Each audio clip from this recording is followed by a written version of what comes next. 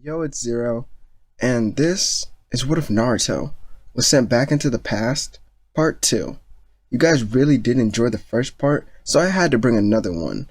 In the last part, Naruto, with the help of Sasuke Uchiha, managed to get the bells from their sensei, Kakashi Hatake.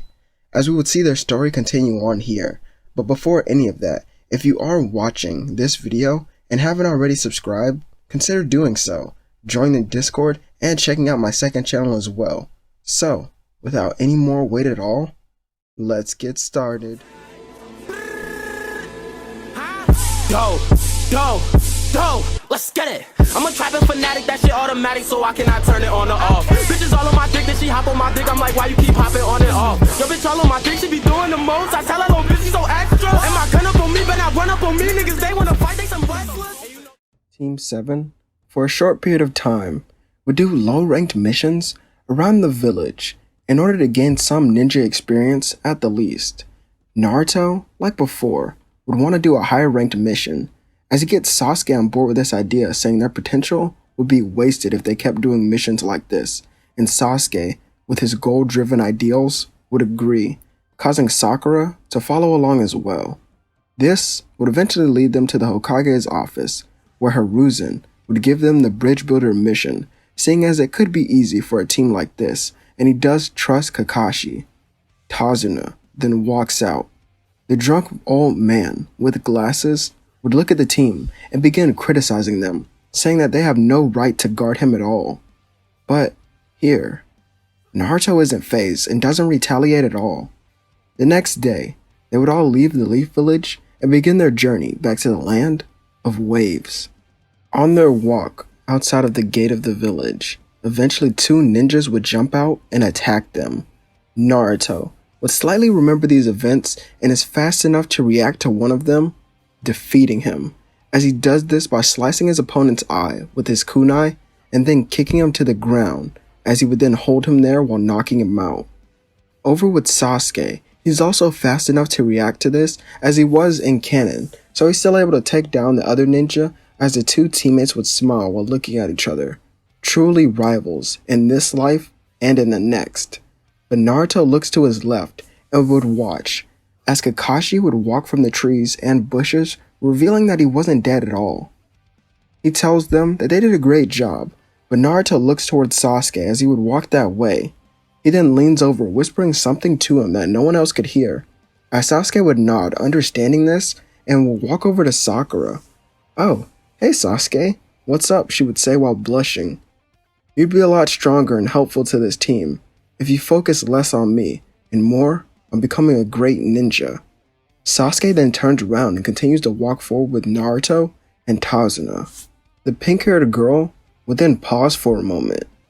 Why did Sasuke say this to her? And why did he say it with such a cruel but true tone to his voice? Did he not like her anymore? Naruto told Sasuke to do this as he wants to change one thing, and that's going to be Sakura's role early on in the story. If she becomes less focused on Sasuke and on impressing herself instead of him, she'll grow even further than she did in the main timeline. The group continues on, and their journey takes them to the land of waves, where a fated battle would happen as usual. Naruto would decide to intervene in the battle between Zabuza of the Mist and Kakashi of the Sharingan. As Naruto would toss his kunai to his sensei, mid-air, Kakashi would grab it and throw it towards Zabuza, as Zabuza would raise his executioner's blade to guard. But the kunai transforms into Naruto, as Naruto would have a glowing sphere in his hand as he would yell out, "Rasengan," as this attack would be a direct hit, sending Zabuza flying in the opposite direction.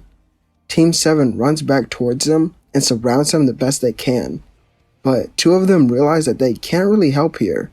This will be Sakura and Sasuke, as only Naruto and Kakashi knew how to stand on water, and this would limit Sasuke to his range attacks.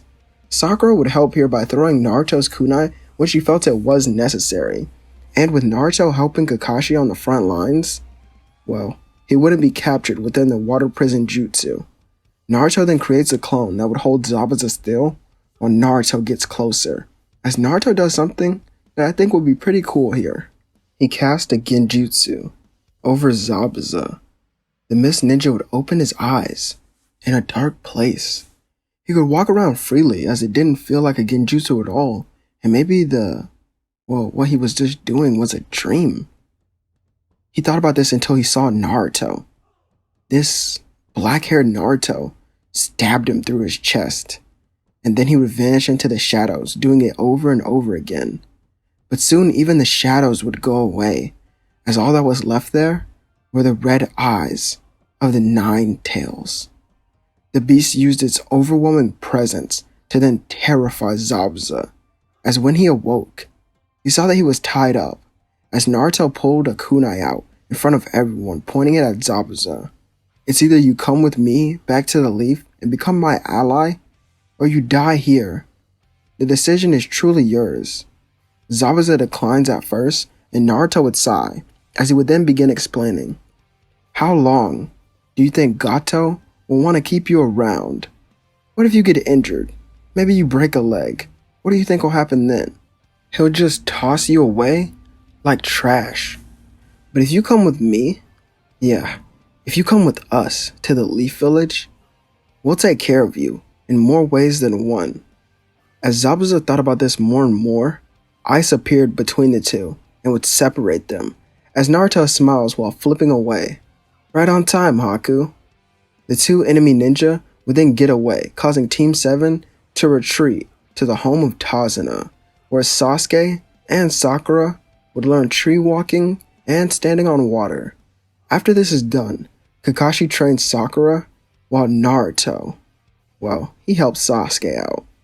Naruto shows Sasuke a lightning-style jutsu, as I don't really have a name for this, as this isn't the Chidori, but I do feel like this could be a strong building block for future jutsu for Sasuke, as this lightning jutsu is able to cover the user's fingertips in lightning, and as they move them along in any direction that they please or choose to do so, lightning threads would come off of their fingertips and cut through whatever they wanted.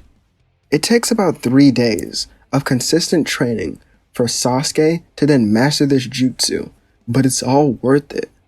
One more day of rest is given to Team 7 before they would head back to the bridge, and the whole time they were training, Zabuza was thinking deeply about Naruto's offer, as he believed it still was on the table.